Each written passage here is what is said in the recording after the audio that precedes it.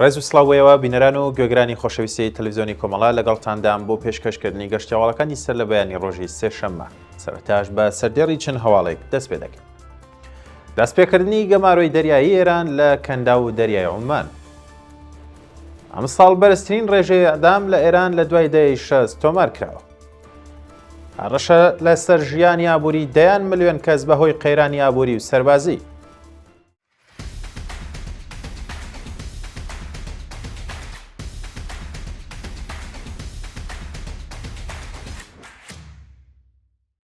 دەستپێکردنی گەماڕۆی دەریایی ئێران لە کەندا و دەریای عومان. دوای شکستی گفتوگۆی 21 کاتژمێری نێوان ئەمریکا و ئێران لە ئیسلاماباد، قەیرانی ڕۆژهەڵاتی ناوەڕاست لە بەیانی دووشەممە 13 ئەپرێل 2026 زاینی چووە قۆناغێکی نوێوە.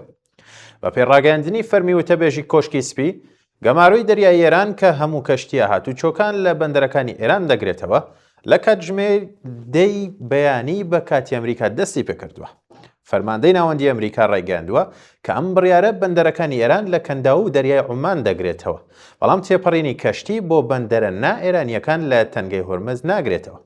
لە بەرامبەر سوپای پاسداران ئاگاداری داوە کە نزیکبوونەوەی بەلەمە سەربازیەکان بۆ تەنگەی هۆرمز دەکرێت بە شکاندنی ئاگربەز هەژمار بکرێت. ئەم بڕیارە دوای کۆتاییاتنی گفتوگۆی تەهران و واشنگتۆن بێ هیچ ڕێکەوتنێک ڕاگەیەندراوە.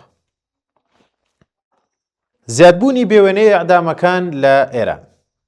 بە پێی راپۆرتی دوو دامەزراوەی مافی مرۆڤ لە ئێران، ڕێژەی ئەعدام لە ساڵی ڕابردوو گەیشتووە بە بەرزترین ئاز لە دوای دەهەی 60 تاوەکو ئێستا. دامەزراوەکانی ڕێکخراوی مافی مرۆڤئی ئێران و هاوکاری دژ بە سزای ئەعدام ڕایانگەاندووە کە لە ساڵی 2025 لانی کەم 1639 کەس ئەعدام کراون کە بەراورد بە ساڵی پێشوو لە 168 زیاد بووە. لە نێوانیشدا 48 ژن هەبوون و ڕێژەی مامناوەندی ڕۆژانەی ئەعدامیش گەیشتووە بە زیاتر لە 4 کەس. هەڕەشەی ئابووری و سەربازی لەسەر ژیانی دەیان ملیۆن کەس. لەگەڵ زیادبوونی مەترسی بەرداوامبوونی قەیرانی سەربازی لە تەنگەی هۆرمۆز، بازاڕە جیهانیەکان بە خێرایی وەڵامیان داوەتەوە و ڕێکخراوی نەتەوە یەکگرتووەکان هۆشداری داوە. بە پێی توێژینەوەی بەرنامەی پەرەپێدانی نەتەوە یەکگرتووەکان، ئەگەر شەڕ لە کەندا و تەنگەی هۆرمز بەردەوام بێت، زیاتر لە 32 ملیۆن کەس لە جیهان دەکرێت بکەونە ژێر هێڵی هەژاری. ئەمەش نیشانی دەدات کە قەیرانەکە تەنها سەربازی نییە، بەڵکو بووەتە هەڕەشەیەک بۆ ژیانی ئابووری ملیۆنان کەس. پەسەندکردنی دەستپێکردنی گفتوگۆی لوبنان و ئیسرائیل. حکوومەتی لوبنان ڕایگەیاند کە گفتوگۆکان لەگەڵ ئیسرائیل سەبارەت بە ئاگربەست ڕۆژی سێشەممە لە واشنگتۆن بەڕێوە دەچێت. بە پێی دەفتەری سەرۆکایەتی لوبنان، نوێنەرانی هەردوو وڵات ڕێکخستنەکانیان بۆ 14 ئاوریل درێژ کردەوە. پێشتر سەرۆک وەزیرانی ئیسرائیل ئاماژەی بە گفتوگۆی ڕاستەوخۆ کردهبوو کە بابەتەکانی ئاگربەست و چاکردنی حیزبوڵا و دروستکردنی پەیوەندیەکانی ئاشتیانە دەگرێتەوە. لە کاتێکدا سوپای ئیسرائیل هێرشەکانی لە باشووری لوبنان بەردەوامە، حکوومەتی لوبنان باز لە کوژانی زیاتر لە 1900 کەسی مەدەنی و ئاوەرەبوونی نزیکەی 1 ملیۆن کەس دەکات. زیادبوونی نرخی دۆلار و دابەزینی بازاڕی سەهام لە ئاسیا. نرخی نەوت ڕۆژی دووشەممە گەیشتە نزیکەی 105 دلار بۆ هەر بەرمیلێک.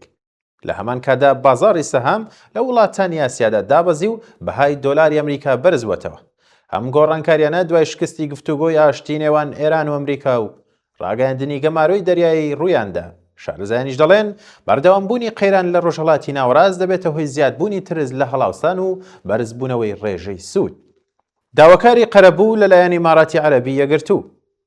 ڕاوێژکاری باڵای حکوومەتی ئیمارات ئێرانی بە هێرشێکی پلان بۆ دانرا و تەوەنبار کرد و داوای قەرەبووی لێ کردووە. بە پێی راپۆرتەکان زۆرترین زیان گەیشتووە بە ئیمارات، بە تایبەتیش شاری دووبەی. حکوومەتی ئیمارات داوای ئەوە دەکات کە هەر چارەسەرێکی سیاسی پێویستە ببێتە هۆی قەرەبووکردنەوە و دڵنیاییە ئەمنیەکان و دەگوترێت شەڕەکە ڕۆژانە نزیکەی 600 ملیۆن دلار زیان بە کەرتی گەشتیاری ڕۆژهەڵاتی ناوەڕاست دەگەێنێت و 526,000 گەشتیار ڕوبەڕووی کێشەی کردووە و هەروەها لە ماوەی 40 ڕۆژدا هێرشە موشکی و درۆنیەکان بۆ چەند وڵاتێکی هاوسێش ڕوویان داوە. بەڵێ بینەران و گوێگرانی خۆشەویست، گەشتیاوڵەکانی سەر لە بەیانی ڕۆژی سێشەممە پێشکەشکردن کات و ساتێکی باش بۆ هەموو لایەکتان.